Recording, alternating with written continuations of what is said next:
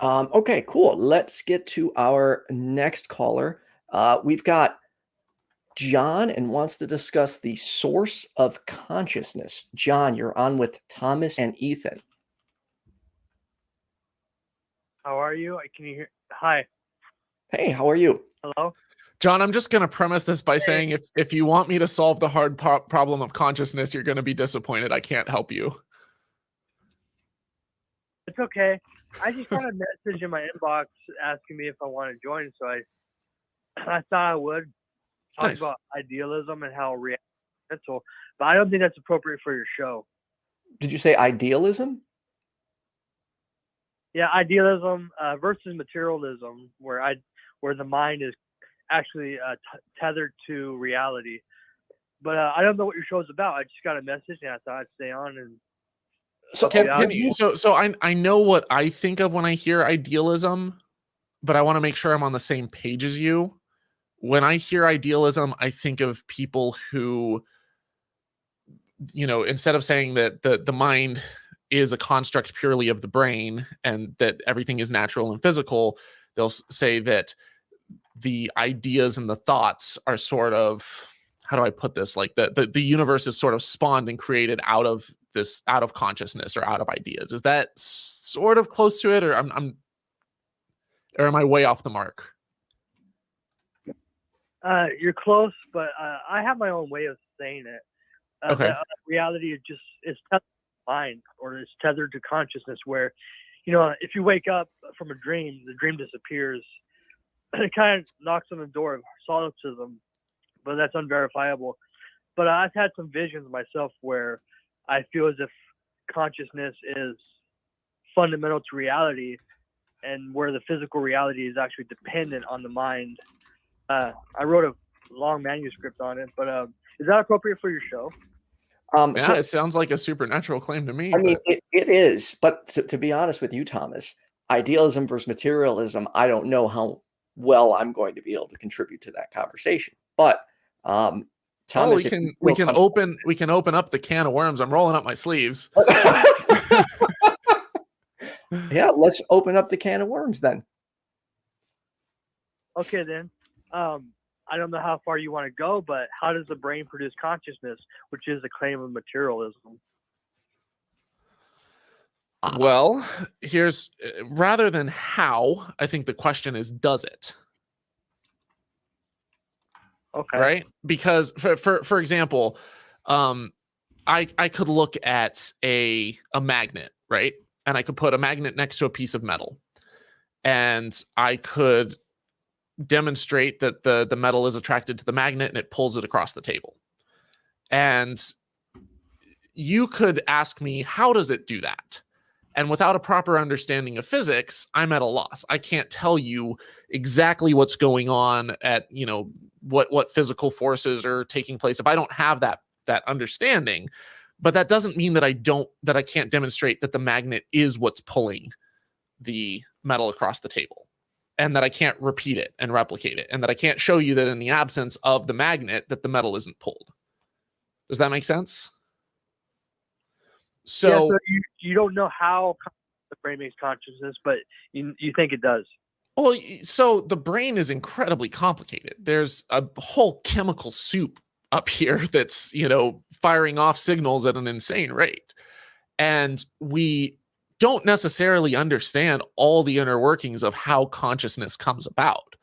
But we do know that there are gradients of consciousness, that we know that it's pretty obvious that a rock doesn't have consciousness, or at least it doesn't react or respond in any way, shape, or form. It's not made of organic material. It doesn't, you can prod it or poke it, and there's no activity that's going on. And then we can see that gradient all the way up to, higher level thought in humans that are self-aware. And we can see what level different animals and stuff have through various tests. So, and that's all linked to the parts and regions of the brain that exist in the animals at various points. So that to me is very convincing. The fact that a lizard may only have kind of a, reflexive, kind of reptilian style brain and responses, whereas like a dog is able to have more emotional responses and memory and higher, like things that a lizard can't do with its brain, a dog can, and you can see which parts of the brain are and aren't missing. And then you can actually open up the brain and you can start seeing what happens when certain areas of the brain are damaged or removed, or even without opening it up, you can look at an fMRI scanner and you can see when you impair certain parts of the brain, are those functions lost? When you're punched in the face, you're punched in the head, you lose consciousness. That tells me that you need this brain in order to have consciousness, and without it, you don't have it. So in order to argue against that, you're going against the entire field of neuroscience and anatomy and medicine. So it's not so much a matter of how the brain produces consciousness, but we know that it produces consciousness. Okay. Does that sort of answer the question? I know that it's a really deep and fascinating field, because like once you start, peeling back the layers of, like solipsism is incredibly fascinating to think about philosophically. And, are we in a computer simulation? Like there's a lot there that's really hard to prove and like hard to disprove. And I don't know if I can, but it's as far as assuming that this is an actual physical experience that we're having, everything that we encounter and test and demonstrate seems to indicate that like consciousness comes from this brain, this head. And not just for me, like for other people, when I affect their brain, then they lose all of the same functions that I have that come from my brain. Yeah, it's a very in-depth topic, which is overwhelming because I have a hard time calling into the show and knowing where to start. It's like pulling something out of a box where, as I pull something out, everything comes out with it. I just don't know where to start, but I can say that idealism rivals materialism very fairly, and to think the mind is actually fundamental to reality is actually very plausible.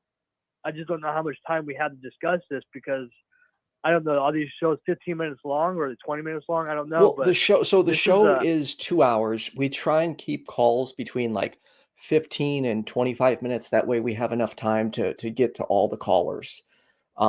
It usually depends on productivity. Like if the call's really not going anywhere, then we'll kind of end it earlier. But as long as it's a productive and friendly conversation, we try and keep it going. And when you said it, when you asked if it's right for the show, for the most part, we'll tackle pretty much, any claim that comes in, whether it be supernatural, paranormal, conspiracy theory, souls, ghosts, God, even political claims. And we just try and apply a skeptic's lens to it. I genuinely prefer people that we disagree with to call in, because people who agree with us, that call doesn't really, nobody's going to learn. People won't learn as much from two people agreeing, whereas I think they'll learn more from two people disagreeing. Although just because like one person may be better at arguing or debating, that doesn't mean that they're right. So I very well, like I could be terrible at debating and arguing and still be right, or I could be great at arguing and debating and I could still be wrong. So and that's people should like go out and research the things that we're saying, but don't just research it from like sketchy sources. Like go and find, experts who've been doing this for a long time, who know the ins and outs of the field.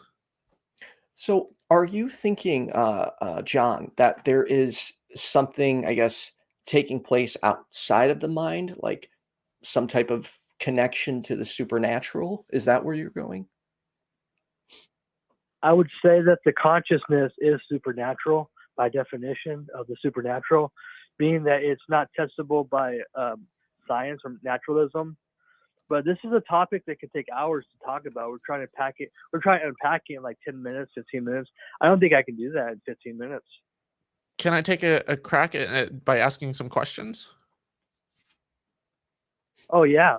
So my first question is, like, what do you mean by supernatural? Because if it interacts with the natural world in any way, shape, or form, that word sort of becomes nonsensical. Well, when I looked at the definition of supernatural, it means something that is beyond nature. It's beyond materialism. But that can only mean because maybe, you know, science hasn't discovered it yet. So maybe there is an explanation scientifically, but we just haven't found it yet. Or you could say supernatural means that it really is outside of science, and like a three-dimensional thing or a four-dimensional thing exists outside of the three-dimensional world, which I would consider consciousness to be a fourth-dimensional entity. But if it interacts in any way with the natural world, in this case, you're saying that somehow consciousness, or are you saying that consciousness exists outside of us and it's like pulling the strings like a puppet? Okay. Yeah, that's one thing to talk about. But I say it doesn't necessarily have to be making the moves or controlling things as more of it's watching the material world go by. Like when I watch a movie or play a video game, I am not that video game character. I exist beyond the video game, but I'm experiencing the video game. I'm embodied in it when I'm playing.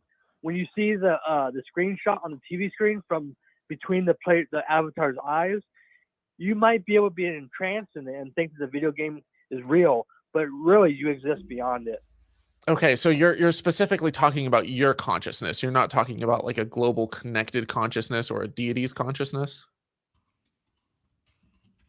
Well, I can argue all consciousness is from the same source, but I cannot verify if you have consciousness or not. That's kind of where solipsism comes in. Solipsism says, hey, you can't verify other people have consciousness, but maybe they do.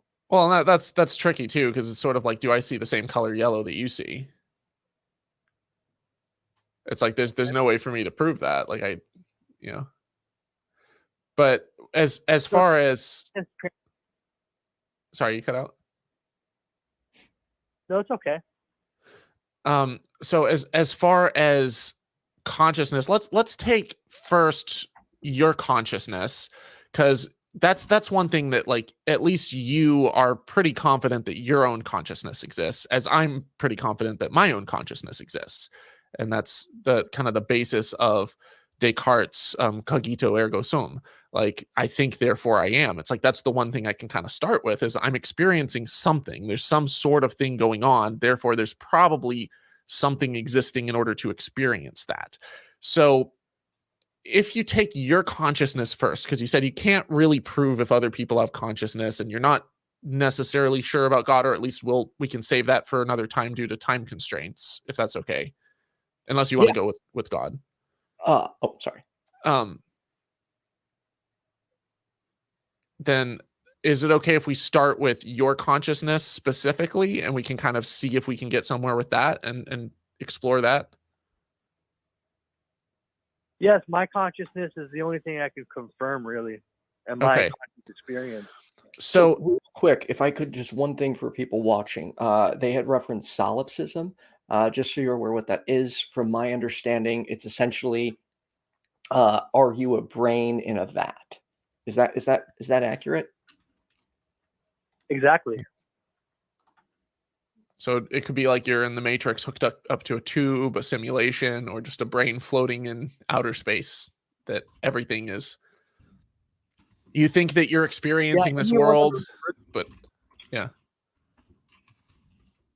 Any one of those versions will do. Yeah. Okay, so here's the question. Solipsism is tricky because anything that a brain in a vat would experience, you would, because everything that we experience is literally just what our brain experiences. Like, if I touch you, it's just the sensation traveling to your brain and creating this sensation of, I have just been touched in the mind. My question is, it's really hard to completely disprove the simulation theory, but as far as whether or not, assuming that this is an actual physical natural world, to say that there's consciousness that's somehow outside of that, that's interacting with it, my question would be, does that consciousness that's outside of it, does it have memory? does it have agency? At what point, if it's interacting with your mind and if it's causing you to make decisions and do things and it's actually physically altering your brain, then, because your brain actually is physically altered when you make choices, there are chemical signals that are being sent and there are neurons that are wiring themselves in specific ways and forming memories. That's a physical thing that's happening in your mind. So if there's a physical thing that's happening in your mind that's triggered by some external supernatural or non-natural consciousness, by definition, that supernatural thing wouldn't be supernatural because it's not outside of the natural world if it's engaging with the natural world. And as soon as you start making claims to that nature, that it interacts with the natural world, you can test it. Because even if you can't actually get a cup full of some consciousness substrate or have some actual physical quantity of, that you deem consciousness, even if that may not be measurable, the effects that it would have on the world would be natural effects.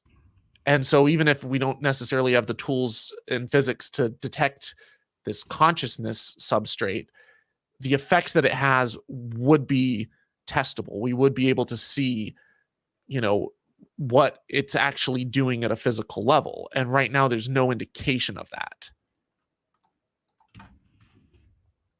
I'm here. But I'm just kind of curious your thoughts on it. And yeah, sure. So idealism, it doesn't deny the physical world. It acknowledges it's there. It acknowledges that there are brains. It acknowledges there's fMRIs. It acknowledges a coma, sleep, death, reincarnation, or whatever. In idealism, the consciousness is just watching the material world go by like a movie. So when you sit down at a movie theater, you watch a movie, maybe you're embodied in one of the characters and you believe that you are that character, that you become entranced by the material world. You think it's real, but it's really imaginary. So yes, idealism does account for the material world. Wait, you said it seems it more as you said it's real, but it's imaginary. But then you said that it's like, how is that? Seems like a contradiction to me. Okay, so it's real imagination. So essentially in idealism, we're souls, which is the soul is the same thing as consciousness, and it's hallucinating an 80-year-old life. And the reason why we come to this conclusion is because when we compare materialism and idealism, which could take all night to talk about, but we're going to cut it short. Idealism stands up to materialism pretty well. As I have a Facebook page where I take all my notes on. And if we understand idealism, we see the material world is just a movie for consciousness to pacify itself.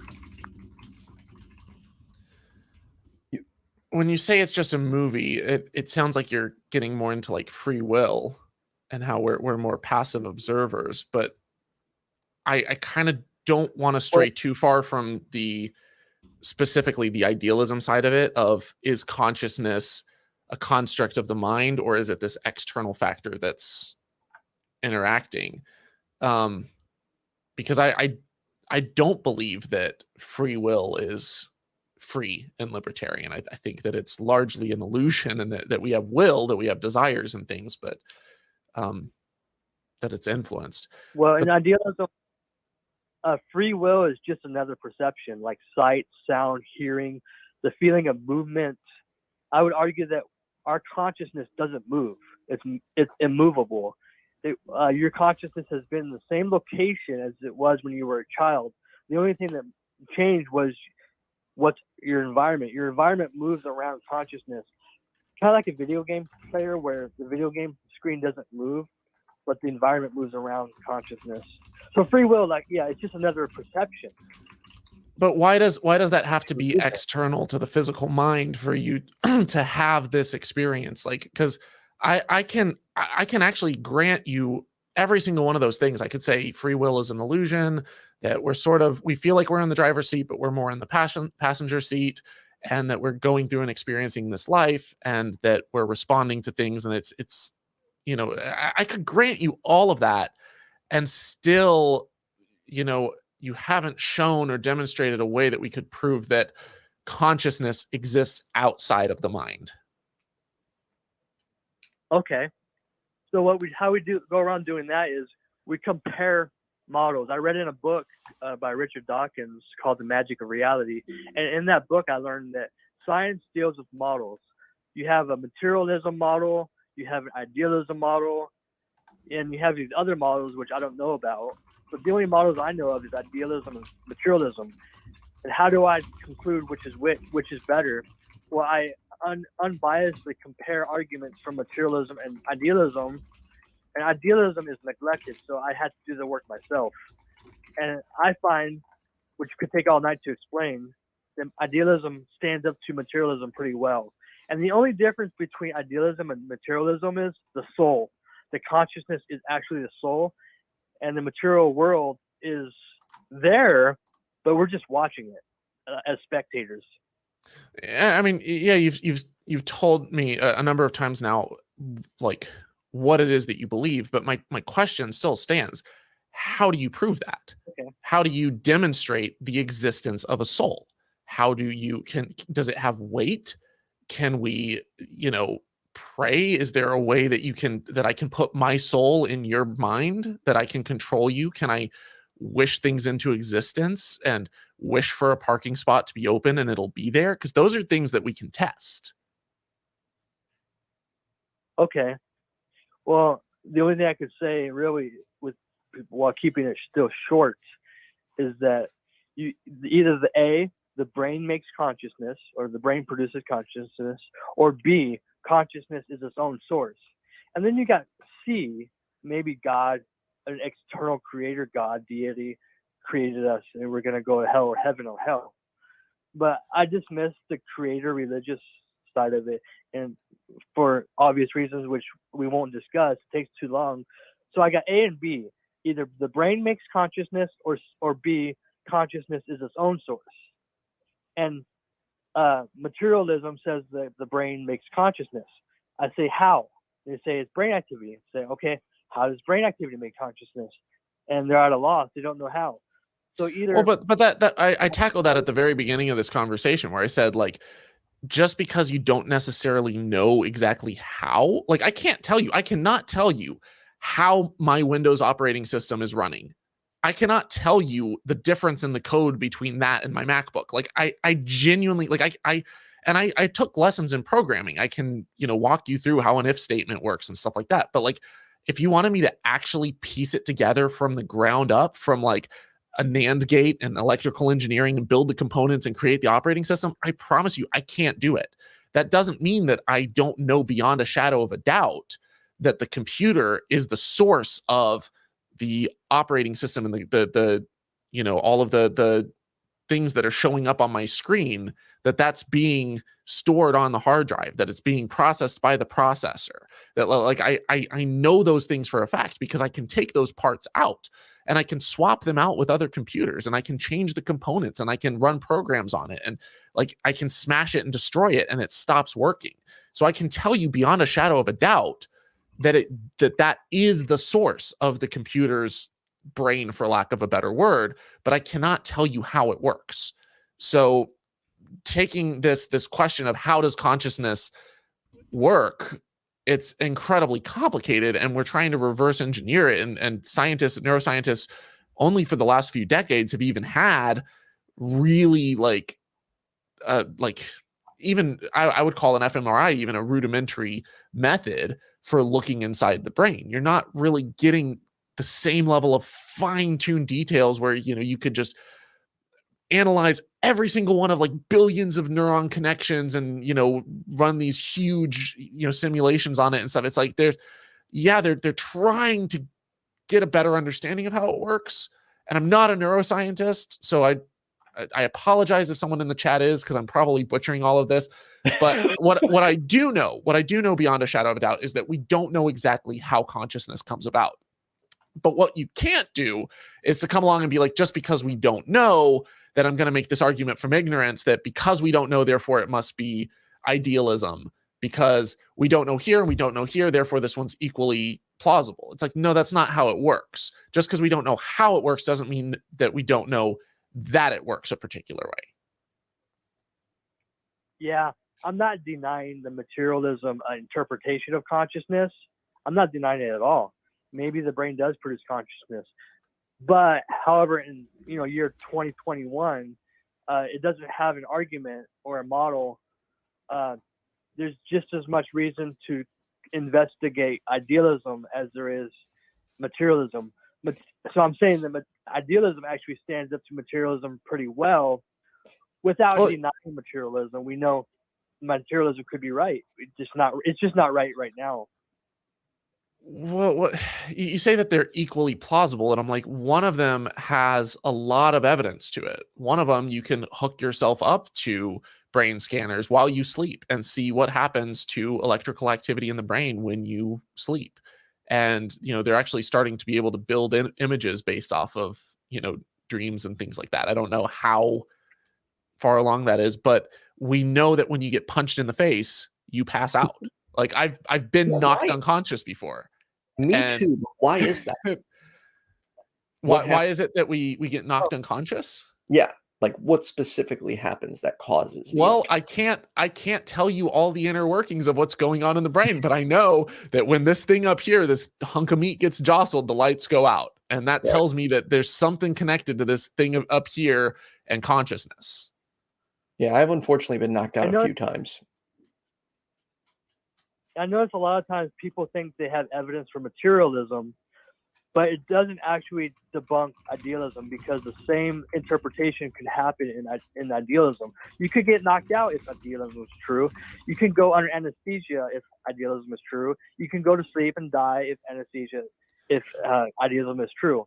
But why? If your consciousness and your awareness, because I'm assuming by consciousness we're talking about like this awareness of what's going on around us. If that's outside of the brain and outside of the body, it shouldn't really matter what happens to the body. It would still have that conscious awareness. Yeah. So if I put in a movie with my life on it from beginning to end, from the first perception to the last perception at death, if I watched a movie and I fast forward it, I would be watching that movie from outside of the movie, and I can see I'm going to sleep, I'm going in anesthesia on the movie to get my tooth pulled, all these same things. My life is pretty much a movie, and I could watch it on a TV screen, and that's pretty much what I'm trying to say is. Well, yeah, but you're also aware when you're watching a movie of, like, I'm aware of the bowl of popcorn in front of me. If I stop and I think about my knee, I'm like, oh hey, my knee itches. I'm still aware of the things, people coming in and out of the room and saying things like that tells me that my consciousness is outside of the movie. It's outside of the video game, because there is this awareness that exists that's experiencing all of these things, that has sensations and stuff that are outside of what's going on in that movie. If the screen goes off, I can stop and I can look at the bevel around, the edges of the screen and look around the room. And so if you have some awareness and experience, conscious awareness of something that you feel and experience outside of your brain and your body, like, I don't have that. I don't share that with you. Yeah, I don't think the soul has a bowl of popcorn. But I mean, obviously, it's not a perfect analogy, but no, but I can say that idealism is pretty much the soul, which is eternal, is having a dream, an 80-year dream of somebody's life, and then when they die, they go back to being the soul. But whatever happens after death might be random. I'm not saying that we get immediately reincarnated, or we go into a void, or we go into blackness, or we go on some DMT psychedelic trip upon death. I don't know what happens upon death, but I can say that through logic, which I could lay out the logic, but it would take too long, that the soul is just having a dream called John Brandt, and that's my dream. I mean, I'd have to come back to, what's your evidence for it? What's your proof of it? Because without that, I mean, I could claim, and I'm not trying to belittle you, but I'm just for the sake of comparison, I could claim that actually we're a giant bowl of tomato soup floating through space, and that's the source of our consciousness. Or we are a potato that is, stuck in Mars with probes in it, and it's like a potato battery, but instead of a battery, it's wired up to have consciousness. And I could sit here and I'm coming up with this stuff off the top of my head, specifically because it sounds ridiculous, not to put you down, but to say that there are propositions that can be made that without substantial evidence to be backed up, that's all they are. They're unsubstantiated hypotheses. So for you to say that there's an equal amount of evidence for naturalism and for idealism, I'm like, wait a minute. We have an overwhelming amount of tested, verified data around us, like, that is interacting with this natural world. Does that completely disprove this alternative hypothesis of, say, solipsism, that we're a brain in a vat or we're in a simulation? No, but the problem with that is it's unfalsifiable. There's no way to disprove it. And the value of a scientific proposition is falsifiability, testability. And so far, I haven't seen anything that you've put forth as substantial evidence or anything empirical that can be tested, a way to test this. And so to say that they're on the same footing, I don't buy it. It's one is purely speculative, and the other is based off of everything that we've tested and experienced around us. Real quick, Thomas, when people refer to falsifiability, what specifically does that mean? So falsifiability, for example, let's say that I put forth a theory that says I'm actually a penguin. That is a testable, falsifiable claim, because you can come and you can say, okay, look, here we have a penguin, here we have Thomas. Let's take their DNA and see if it matches up. Let's see what are the traits of a penguin, what are the traits of Thomas. Like that's a easily falsifiable claim. I can say right now, I have a Lamborghini in my garage. That's a falsifiable claim, because we can go down to my garage and we can look and we can see that there's no Lamborghini in my garage. I wish there was, but it's been falsified.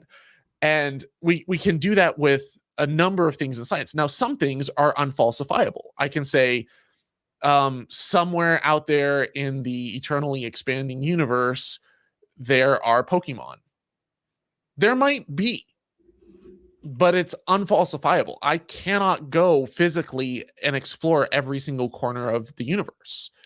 But until you demonstrate, until you show that there's Pokemon, the safe way, the safe response for me as, a healthy skeptic, not as like a cynic, but like someone who's practicing healthy scientific skepticism, is to say, okay, you've made this claim, you have a burden to prove that claim. And until you show something that demonstrates it, like the case with the guy arguing about the aliens, if he presented an actual corpse of an alien that we could dissect and break apart, or if he had a spaceship or a piece of the spaceship that we could take and we could break apart, all of a sudden, then you have something that you can start to test and work with.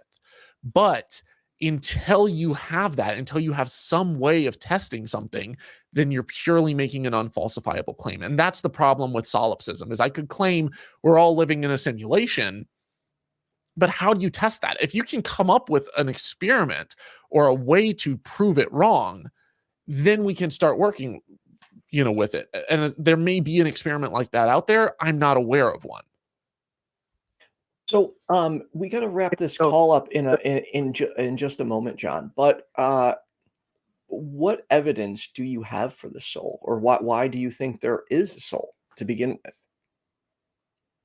Sure, by using Richard Dawkins' explanation or process by comparing models, we come to conclusions by comparing models. Do you agree? Conclusions by comparing models. Sorry, I'm trying to process that. Yeah, so I think so when you say you compare models, I know what comes into my mind. What comes into my mind is, for example, you have one model that says that the Earth is an oblate spheroid, that it's like spherical but a little bit squished, and that it's flying around the sun at a specific speed, and that it's got a moon orbiting around it, right? So you've got that model. And then you've got another model that says that the Earth is flat. And so you have these two competing models. And so you start saying, okay, what are the data points that we can gather, that we can observe, and that we can test? And you look at it and you say, okay, well, we know that the day is this length, and we know that seasons are this long, and that a year is this long, and we know that the sun, it'll be daytime in one part of the earth and nighttime in another. And you can start calculating all of these things out. You can look at the lengths of shadows and things, and you can look at the sun going behind the horizon. And flat earthers will come up with explanations for these various things and try to, say, hey, this explains our model because the sun is actually above the earth and it's circling around this way. And they'll come up with all these different reasons. And then you say, but we also have, spaceships that launched into space, and we have pictures, and we can calculate out how long it takes us, or how long it takes for light to reach us from the moon. And we can bounce a laser off of the moon, and we can do this, that, and like, there's all these things that we can start building up to shear up one model. And the evidence will all be overlapping and conjoining on one data point. And if the evidence doesn't fit that, or one model, and if the evidence doesn't fit that model, you either revise the model or you discard it. In the case of flat earthers, they may be able to have a partial model that accounts for some of the evidence, but not all of it. And so then they might have 3 or 4 different models, and they'll kind of cycle between them to explain away different data points, but it's not one model. It's not one solid model that accounts for all of the evidence. And we do have that with around Earth. And so when you say that there's 2 competing models, I that's what comes to my mind. Exactly. So you got materialism and you got idealism. Now we can unpack all that if we want to, but that's going to take a couple hours. Literally, we can't discuss that. So why? Here's my question. And this, if I'm perhaps going about this poorly, Thomas, let me know. But when if I need evidence for a rock, I can point to a rock. If I need evidence for gravity, I can pick something up and drop it. Why is it these supernatural claims always require these long philosophical arguments but can't directly point to any type of evidence? I'm trying to focus here. You're interrupting me. I don't care. Oh, wife's interrupting me.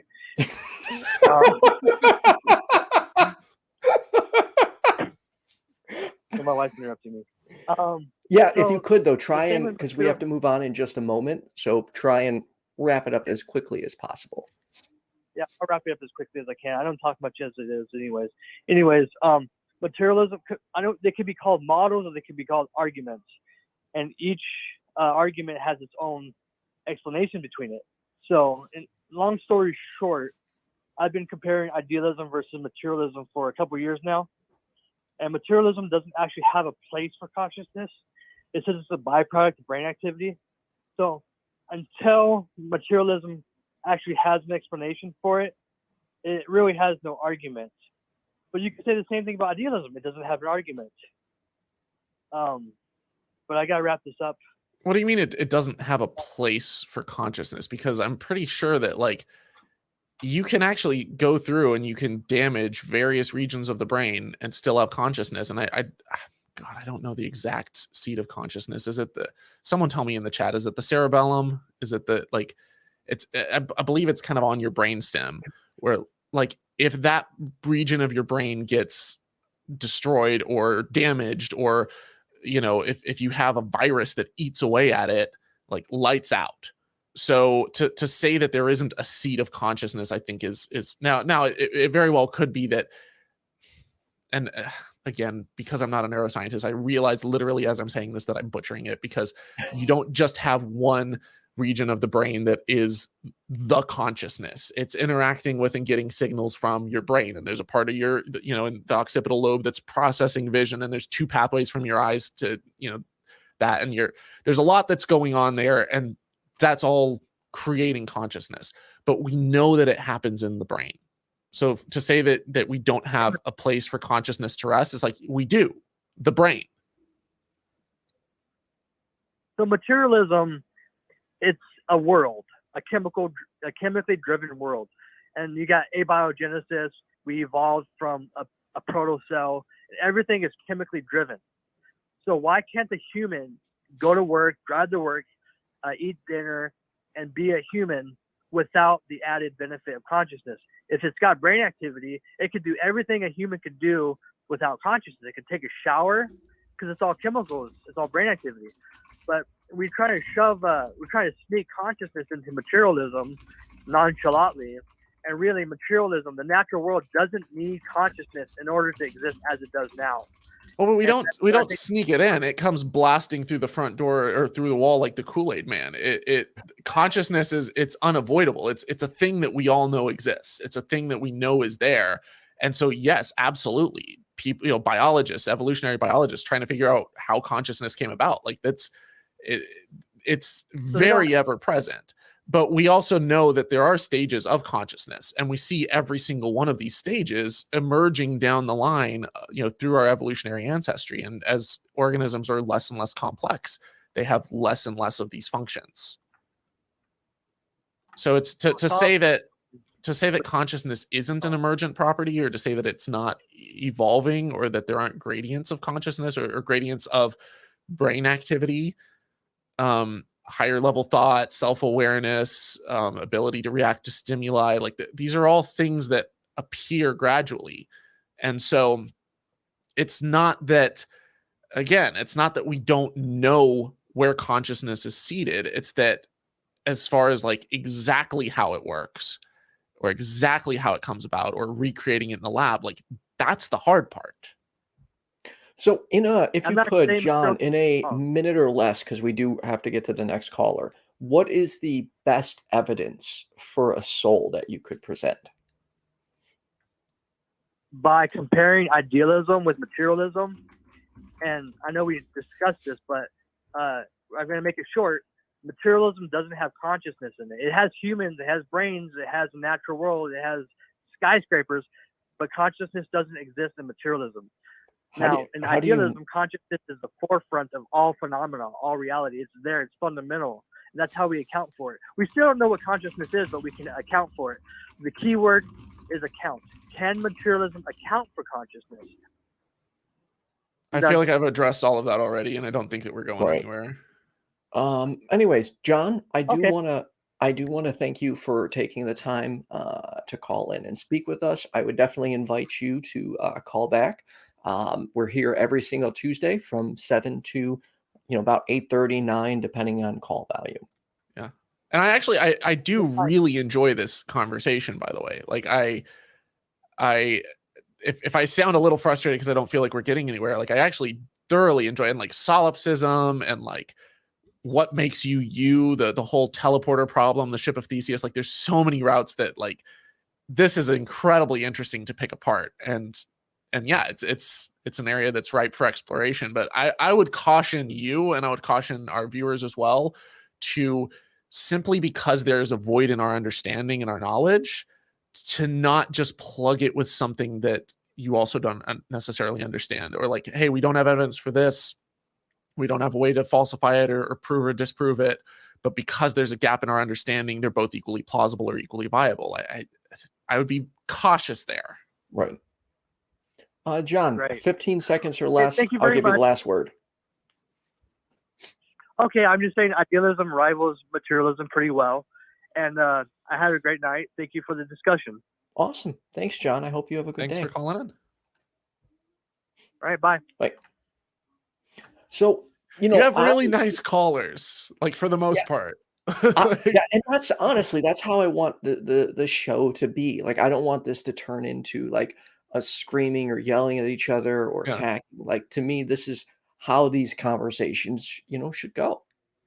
And hopefully I wasn't too much of a dick to the UFO guy. Oh no, I don't think you were at all. Yeah, it was a really good call.